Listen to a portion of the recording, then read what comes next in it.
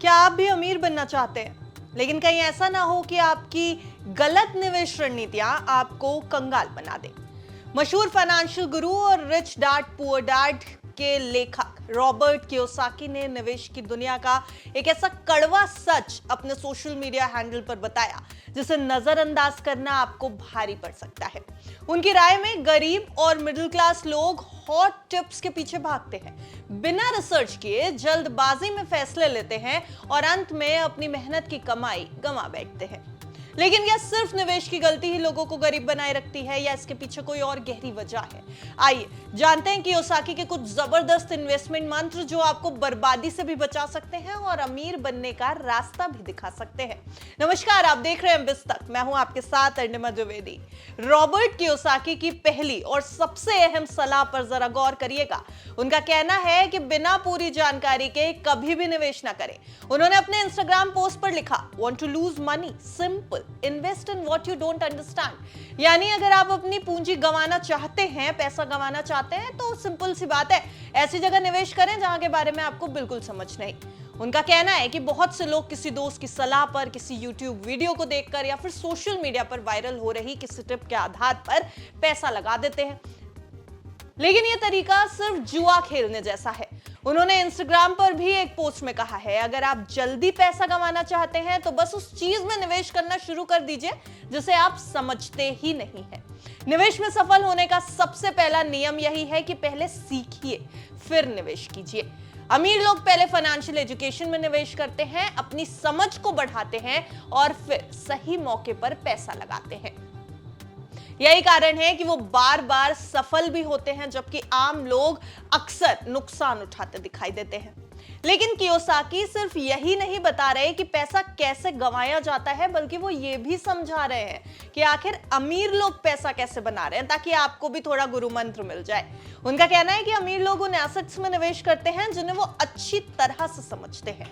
अगर उन्हें stock market पसंद है तो पहले वो इसके हर पहलू को समझेंगे।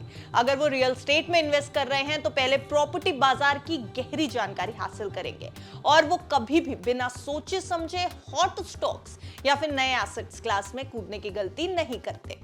इसलिए कियोसाकी ये भी कहते हैं कि निवेशक को वही चुनना चाहिए जो उन्हें सबसे ज्यादा लुभाता हो और जिसे वो अच्छी तरह से सीख सकते हैं। तो चलिए बात थोड़ी बिटकॉइन की भी कर ले, क्योंकि कियोसाकी इसे इतिहास का सबसे बड़ा फाइनेंशियल मौका मान रहे हैं।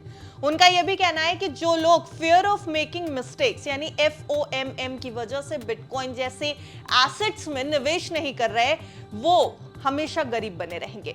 वो ये मानते हैं कि बिटकॉइन भविष्य में असाधारण रूप से मूल्यवान होगा।